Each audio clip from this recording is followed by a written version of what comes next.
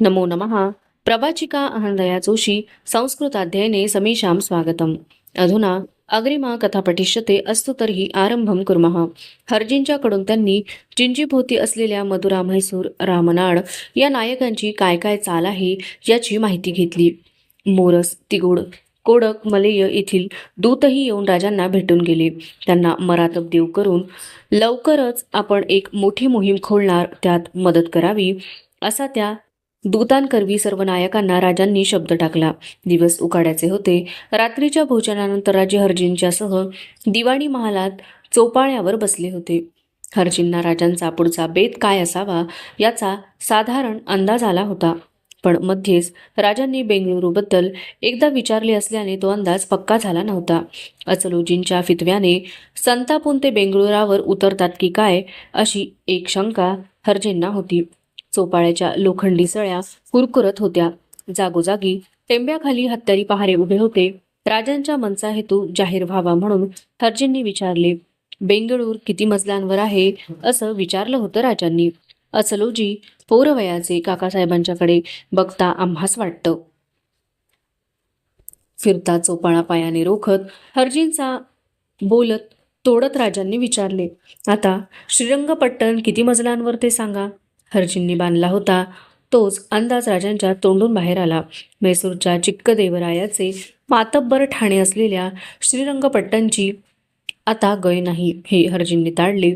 जी तेही असेल 7-8 मजलांवरच. आम्ही खासाच घ्यावं म्हणतो चिक्कदेवाचा श्रीरंगपट्टण घेरात. तुमच्या दिमतीची निवडक लढाऊ असा मी फौजसुद्धा द्या आमच्या संगती. मोरस्ती गोड कोंडग व मलेयच्या नायकांना आम्ही घेर टाकताच श्रीरंगपट्टणवर चालून येण्यास हरकारी द्या. बेंगळूरवर डोळा ठेवणाऱ्या चिक्कदेवाचे त्याशिवाय नाही उघडायचे डोळे. हे बरं झालं, इतरास नडतो तसा हा चिक्कदेव आम्हालाही जागोजाग नडतोच आहे. आम्हीही येऊ तुमच्या संगती त्याच्या समाचारास. हर्जी हुरूपाने म्हणाले, गरज नाही त्याची राजे. तुम्ही जिंजी राखून असा. का समरणमस्तच्या फौजा दौडताहेत प्रांतात. मोहिमेच्या सिद्धतेला उद्याच लागा. प्रांताचे जाणकार खबरगीर मात्र द्या तुमच्या फौजफळीबरोबर. बराच वेळ राजे श्रीरंगपट्टणच्या घेराचा आराखडा मनाशी बांधत राहिले. हर्जी मोहिमेच्या तयारीची आखणी करत राहिले. श्रीरंगपट्टणभोवती हर हर महादेवच्या किलकार्यांचा लोळ उठला. संताजी घोरपडे, त्रिंबकजी भोसले, दादाजी काकडे, केसो त्रिमल, धनाजी खंडोजी अशा मर्दान्यांच्या संगती राजे श्रीरंगपट्टणला भिडले. चिक्कदेवरायाला या हमल्याची अगोदरच कुणकुण लागल्याने तो उगवतीच्या प्रदेशाकडे निसटला. तेथील रयतेकडून बळजोरीने खंडणी वसूल घेण्याचा त्याने सपाटा लावला. या जुलमाने हैराण झालेल्या त्याच्याच रयतेने आणि काही मंत्रीगणांनी त्याच्या विरुद्ध बंड पुकारले. रयतेने एकजाग होत आपल्यातीलच एक वैष्णव आणि एक शैव असे सेनाप्रमुख नामजात करून 2 फळ्यांचे सैन्य उभे केले. त्यातील एक सत्यमंगलवर चालून गेला. दुसरीने खुद्द मैसूरलाच घेर टाकून प्रत्यक्ष चिक्कदेवरायालाच त्यात कोंडले. राजांच्या फौजेने चिक्कदेवाचे श्रीरंगपट्टण लुटीवर घातले. मदुरेकडून त्याच्या कुमकेला जाणाऱ्या शिबंद्यांवर छापे मारून त्याला एकाकी पाडले. राजांच्या फौजेतील कर्नाटकची फळी श्रीरंगपट्टणच्या कोटाला घेर टाकून बसली. मराठी मुलखातून आलेली फळी मैसूर राज्यातील प्रदेश लुटत चालली. मैसूरच्या कोटात अडकलेल्या चिक्कदेवरायाला काय करावे सुचेना. आता त्याला शेजार सुचला. त्याने रामनाडच्या नायकाला मदत करण्यासाठी खलिता धाडला. राजांनी हमल्यावर जातानाच जिंजीपासून श्रीरंगपट्टण पावे तो खबरगीर पेरले होते. ते खुद्द श्रीरंगपट्टणच्या घेरावर देख ठेवून होते. राजांची प्रांत गोवे, जंजिरा, बऱ्हाणपूर येथील किरत ऐकून असलेला चिक्कदेव पुरता सटपटला होता. श्रीरंगपट्टण हातचे जाणार याची तर त्याने खूणगाठच बांधली होती. या घेराच्या खबरा ऐकून भोवतीचे नायकही हबकले होते. संताजी, धनाजी खंडोजी यांच्या चपळ तुकड्या म्हैसूर राज्यात चौफेर पसरल्या. श्रीरंगपट्टणचा किल्लेदार निकराने कोट झुंजवीत होता. पण त्यानेही आशा सोडली होती. कोटाबाहेरच्या मैदानावर राज्यांसाठी खास डेरा उठवण्यात आला होता. म्हैसूरभर दौडणाऱ्या मावळी तुकड्या त्या डेऱ्यासमोर हर रोज लुटीचा ऐवज आणून त्याची रास लावित होत्या. घेरातील दोरबाज कोटाला लोखंडी गळांचे दोर टाकून तट पार करू बघत होते. आपल्या चंद्रावतावर मांड घेऊन राजे रोज तटाभोवती फेर टाकत होते. पण हा पणच नडत आला होता त्यांना हयातभर. एके दिवशी त्यांच्या डेऱ्यात शिरलेल्या खबरगिरांनी येऊन त्यांच्या कानी घातली ती कर्नाटकची नव्हती, मराठी मुलखाची खबर होती. औरंगजेब थेट किल्ले पन्हाळ्याला वेढा देण्याच्या बेतात आहे. पन्हाळा पाखराच्या कोटरागत वाटणारा गड. आबासाहेबांची अखेरची भेट झाली ते ठिकाण. हंबीरराव भलोजी बाबा राजांच्या डोळ्यांसमोर ठकाठक चित्रे फिरली. त्यांनी संताजी केसो त्रिमल यांना घेरातील फौज एकवट करण्याची आज्ञा दिली.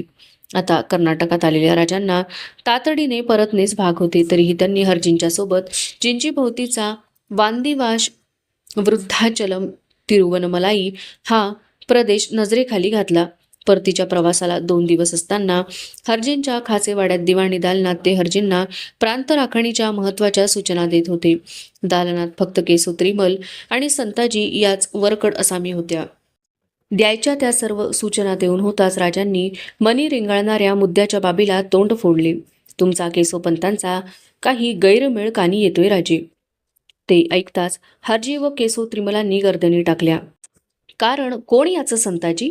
राजांनी घोरपड्यांना मध्येच घेतली. संताजींनी दोघांच्या बिनसण्याचे कारण बयाजीने सांगितले. ते ऐकून राजे बेचैन झाले. प्रांताचे अखत्यारी म्हणून हरजींना समजावणी देत म्हणाले, मनाच्या गैरमेळानं काय काय सोसावं लागतं ते भोगलंय आम्ही राजे. माणसांची मनं तुटली की आपुलकीचा देठच खुंटतो. कारी लावायची ती मोठी कामे बगलेलाच पडतात. नको तिथं माणसांचं बळ खर्ची पडतं. तुम्ही जाणते आहात. समर्थांनी आम्हास कधी काळी लिहिला तो बोध तुमच्या कानी फक्त घालून ठेवतो. तुम्ही जाणा काय जाणायचे ते त्यातून. राजे क्षणैक थांबले. समर्थांच्या नुसत्या आठवणीनेही कातर झाले त्यांचे मन. ते हरजींच्याकडे बघत स्वतःला हरवल्यागत बोलले, मागील अपराध क्षमावे, कारभारी हाती धरावे, सुखी करूनी सोडावे कामाकडे. ते ऐकून हरजी विचारगत झाले. बैठकीवरून उठत केसोपंतांच्या जवळ जात राजांनी त्यांना हलक्या शब्दात समज दिली. केसोपंत, आबासाहेबांनी पहिले पेशवे शामराव यांना कोण धडा दिला ते कानी असेल तुमच्या. खुद्द आम्हास काय काय निवाडे घ्यावे लागले ते याद करताना म्हणजे घालमेल होते आमच्या. जगदंब करो तसा प्रसंग न येऊ तुमच्या आणि हरजींच्या मध्ये. बरे हुशारीने राजांच्या एक विचारे असा. केसोपंत, हरजी, संताजी भारावून राजांच्याकडे बघत राहिले. क्षणमात्र त्यांना थोरले महाराज तर समोर नाहीत ना असा भास झाला. झालं गेलं. जनावराच्या टापेगत मागे टाकून तुम्ही दोघांनी एकमेकास पक्क्या दिलजमाईची आमच्या सामने खांदा भेट द्या. राजांनी हरजी व केसोपंतांवर आपली पुखर नजर फिरवली. क्षणभर त्या दोघांनी एकमेकांकडे पाहिले आणि पसरत्या हातांनी एकमेकास स्वामी समोर खांदा भेट दिली. ती बघताना राजांच्या मुखावर समाधानाची लकेर तरळून गेली.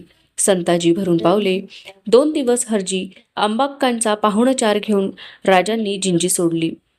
त्यांना सोबत करायला हरजी, संताजी केसोपंतांसह संगती चालले. फौजा बेंगळुरूच्या मार्गाला लावण्याची राजांची आज्ञा झाली. ती ऐकताच गोंधळलेल्या हरजींचा गैरसमज दूर करत राजे त्यांना म्हणाले, आम्ही जाणतो तुम्ही कसल्या विचारात पडलाय ते. अर्जुनजीवर कसला राग नाही आमचा. बेंगळुरावर नाही चालून जात आम्ही. आम्ही चाललो आहोत होदीगिरीला. आमच्या थोरल्या महाराजा साहेबांच्या छत्रीचं दर्शन घ्यायला, पाद्यपूजा करायला, त्यांचे आशीर्वाद मागायला. हरजींनी ते ऐकून सुस्कारा सोडला. मजला टाकत राजांची परतीची फौज बेंगळुरूजवळ होदीगिरीच्या रानात आली.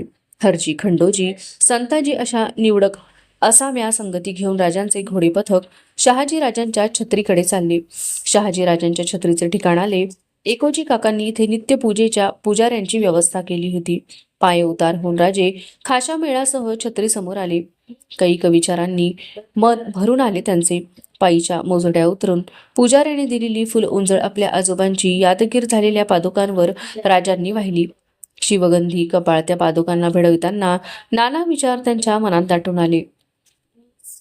आमच्या मासाहेबांचा नाही तसाच तुमचा चेहराही नाही आठवत. कधी बालपणी दिसले असतील तेवढेच तुमचे उझरते पाय.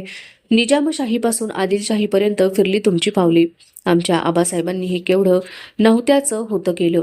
बागलाणपासून जिंजीपर्यंतच्या आबासाहेबांच्या या राजपादुका राखण्याची आम्ही शर्थ करतो आहोत. आशीर्वाद द्या आम्हास. राजांमागून सर्वांनी छत्रीचे दर्शन घेतले. हरजींचा निरोप घेण्यासाठी त्यांनी खांदापेठ घेताना राजे त्यांना न राहून म्हणाले, हा कर्नाटक प्रांत ही गाठीची सबल जागा, बरी बांधून राखोनासाठी येतो आम्ही. मराठी मुलखात पन्हाळ्यावर येताच राजांना मनुजींच्याकडून कळले की पन्हाळ्यावर चालून येण्याची औरंगजेबाची हुल होती. त्याच्या मिरज, कराड, बेळगाव भागात फिरत्या फौजांना रोखण्यासाठी हंबीरराव तिकडे गेले होते. पन्हाळ्यावर एक मुक्काम टाकून राजांनी मनुजींचा निरोप घेतला. ते महाडपाटाने रायगड चढून आले. गडाला जागोजागी गवती झड्या लावल्या होत्या. मृग तोंडाशी आल्याने वाळवणाची धान्ये गोणी भरून अंबारखान्यात थप्प्यांनी रचली जात होती. गड चढून आलेल्या राजांना निळोपंतांनी मागील हालचालींचा तपशील दिला. कुलेश खेळण्यावर रामचंद्रपंत, कोकणात हंबीरराव, देशावर अशी नेमल्या जागी माणसे जागते फौजी तळ बांधून पावसाळ्यातही जागरूक होती. अंतपुरात येसुबाईंच्या भेटीस आलेल्या राजांनी कर्नाटक स्वारीतले प्रसंग त्यांच्या कानी घातले. येसुबाईंना ऐकायची होती ती छत्री दर्शनाची बाब. ती सर्वात शेवटी राजांनी त्यांना सांगितली. पेन्नर, तुंगभद्रा, कृष्णा अशा भरल्या नद्या पार करूनही हरजींच्या प्रांत कर्नाटकाच्या खबरा येत होत्या. सर्वात महत्वाचे म्हणजे कासम खानाने एकोजी काकांचे बेंगळूर मारून ते 3 लाख रुपयांना विकले होते. कुणाला? म्हैसूरच्या चिक्कदेवरायाला. हातचे बेंगळूर हे मातब्बर ठाणे गेले. या धसक्याने एकोजी काकांचा तंजावरला काळ झाला होता. श्रावणाचे दिवस सुरू झाले. मनी घोळणाऱ्या 2 बाबी मार्गी लावण्यासाठी राजांनी मोरेश्वर पंडितरावांना खासेवाड्यात याद घेतले. चिंचवडहून मोरया बाबांचा एक शिष्य बाबांची तक्रार घेऊन नुकताच राजांना भेटून गेला होता. पुणे प्रांतातील लष्करी धामधुमीच्या काळात फौजेच्या अधिकाऱ्यांनी बाबांच्या मठस्थानाला बेमुरवत उपद्रव दिला होता. फेर घेणाऱ्या राजांनी विचारले, पंडितराव, प्रांत पुण्याला सुभा कोण सध्यास? जी विनायक उमाजी आहेत. मोरेश्वर विचारात पडत उत्तरले. विनायकांचे नाव ऐकताच राजांना त्यांचे वडील उमाजींची आठवण झाली. उमाजींनी राजांना बालपणी पुराण ग्रंथांची बारीक अर्थभर शिकवण दिली होती. पंडितराव विनायकांना फौजेच्या जुमलेदार, हवालादार, बारगीर, हशम, बाजी लष्कर, हुजरात सर्वांस समज देण्यासाठी आज्ञापत्र तातडीनं धाडा. कलमात लिहा, तुम्ही अवघे मठाच्या रहदारीस नाहक दप्तरी करता. उपद्रव देऊन धामधूमही करता. चिंचवडचा मठ मोरया बाबांचा, कैलासवसी आबासाहेबांपासून बाबा चरणधुली घेण्याच्या अधिकाराचे. तुम्ही मठातर्फेच्या रयतेकडून गैरसनदी मनास येईल ते मागत होता. म्हणून कळू आले तरी हे ढंग आम्हास कैसे मानू पाहतात? या उपरीही बदराह वर्तणूक केली या तुमचा एकंदर तो मुलाहिजा होणार नाही. जो धामधूम करील त्यास जीवेच मारले जाईल. बरे जाणून मौजे मजकुरास तसदी न देणे ताकीद असे. मोरेश्वर पंडितरावांनी मजकूर ध्यानपूर्वक ऐकला. आज्ञापत्र कुणास पारामार्फत जोखमीने पाठवावे याचा ते मनाशी मेळ मांडू लागले. आपल्याच विचारात फिरणाऱ्या राजांनी दुसऱ्या एका आज्ञापत्राच्या विषयाला तोंड फोडले. जसे हे पाठवाल तसेच वाई प्रांतातील कसबे निंबच्या सदानंद गोसाव्यांच्या मठाबाबतही आज्ञापत्र द्या. मठास ऐवज देण्यास हयगत करीत नाही. त्यांना कलम द्या.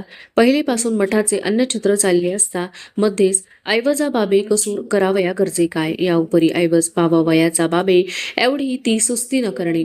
पहिलेपासून मोईन असेल तैसा पाववीत जाऊन अन्नछत्र चालू देणे. धर्मकार्यास खलेल न करणे, उजूर न करणे जाणीजे. रिवाज भरून पंडितराव निघून गेले. राजांच्या मनात मात्र समर्थ आणि मोरया बाबा यांची जोड ताडून बघणारे न आकळणारे विचार फिरून गेले. गणेश चतुर्थीच्या सणाचे दिवस आले. गडावरची राऊळे रंगाऱ्यांनी रंगोटीला घेतली. नुकताच पावसाळा उलगल्याने अधूनमधून उन्हाची किरणे गडमाथ्यावर उतरू लागली. गडवाटा मात्र अजूनही शेवाळलेल्याच होत्या. त्यावरून पुन्हा पुन्हा पाय घसरत असताही बरोबर दुभाष्या शेणवीला घेऊन मुंबईहून आलेले टोपीकरांच्या दरबाराचे 2 वकील गड चढून आले. त्यांची नावे होती जॉर्ज बेल्डन व रॉबर्ट ग्रॅहॅम. राजांनी नव्याने नामजात केलेले दौलतीचे वकील त्र्यंबक गोपाळही त्यांच्याबरोबर होते.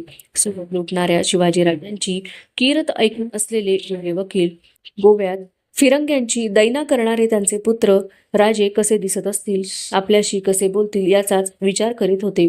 त्या चौघांना घेऊन प्रल्हादपंत राजांच्या भेटीसाठी सिंहासन सदरीला आले. गोऱ्या वकिलाने आणले नजराने पेश केले. रिचर्ड केजविनला लंडनला परत जायला लावणाऱ्या उमद्या राजांना दोघेही वकील टेकल्या गुडघ्याने रिवाज देऊन निरखू लागले. त्र्यंबक गोपाळांनी आपल्या स्वामींना त्यांचा परिचय करून दिला. मुंबईजवळच्या कार्लास या बेटाच्या सुलुखासाठी आलेत हे गोरे हे जीप मुंबईहून. प्रल्हादपंतांनी राजांना त्यांचा येण्याचा हेतू सांगितला. काय तपशिली कलम आहे त्यांचे सुलखाबाबत? राजांनी दोन्ही गोऱ्यांना बारकाईने निरखत विचारले. कार्लास बेटाचे हापशांपासून संरक्षण करण्यासाठी राजी आहेत टोपीकर. त्यासाठी ते आपली फौज बेटावर ठेवण्यासही तयार आहेत. पण त्यासाठी त्यांचं एक मागणं आहे आपल्या दरबाराकडून. त्र्यंबकपंतांनी राजांच्या कानी घातले. कोण वजेचं मागणं? राजांचे कपाळ आठाळ झाले. ते म्हणतात, यासाठी आपल्या दरबारनं त्यांना 2000 मुदे भात व ₹50,000 रोख द्यावेत. बस? राजे आसनाला पाठ टेकत हसून म्हणाले. त्यांच्या मनी गेली 2 वर्षे भाताच्या कणासाठी दुष्काळामुळे तळमळणारी मुलुखभराची प्रजा फिरून गेली. औरंगजेबाच्या फौजा परतवून लावण्यासाठी खर्ची पडलेला खजिना तरळून गेला. तरी पण त्यांनी विचारले, तुमचं काय मत प्रल्हादपंत? घातल्या त्या दरबारनं अटी म्हणजे त्या मान्य केल्या असं होत नाही. थोडं ओढून धरलं तर भाताची आणि रोख रकमेची मागणी घटवतील टोपीकर. प्रल्हादपंतांनी आपला सल्ला दिला. तुम्हास काय वाटतं त्र्यंबकपंत या अटींबाबत? त्यावर राजांनी आपल्या वकिलांना चाचपले. स्वामीच कौल देतील या आशेने बघणारे त्र्यंबकपंत गोंधळले. म्हणाले, जी मोगली फौजांचा ताण दौलतीवर आहे निभत असेल ही बेटाची बाब परस्पर तर सुलूक मान्य करावा. नवीन असलात तरी वकुबाचे आहात त्र्यंबकपंत. राजांनी मध्येच त्र्यंबकपंतांना कौलच वाटावा असे हसत म्हटले. न्यायाधीश करावयाचाच तर ओढून ताणून सुलूक कशासाठी? यांना सांगा. आम्हास मान्य आहेत त्यांच्या अटी. त्यांनी तातडीनं बेटाच्या राखणदारीसाठी आपल्या फौजा पाठवून द्याव्या. त्र्यंबकपंत आणि न्यायाधीश एवढ्या तडकाफडकी तह झाल्याचे आश्चर्य वाटून राजांकडे बघतच राहिले. ग्रॅहम आणि वेल्डन नजराने मिळताच खुश झाले. आपला तह लवकर फत्ते झाला हे आपल्या नव्या विजरईला सांगायला ते मोकळे होते. अवशिष्टा कथा अग्रिमे भागे पठिष्यते. अस्तु तर्हि पुनर्मिलामः. तावन् मंगलं भूयात्, शुभं भूयात्. नमो नमः. धन्यवादः.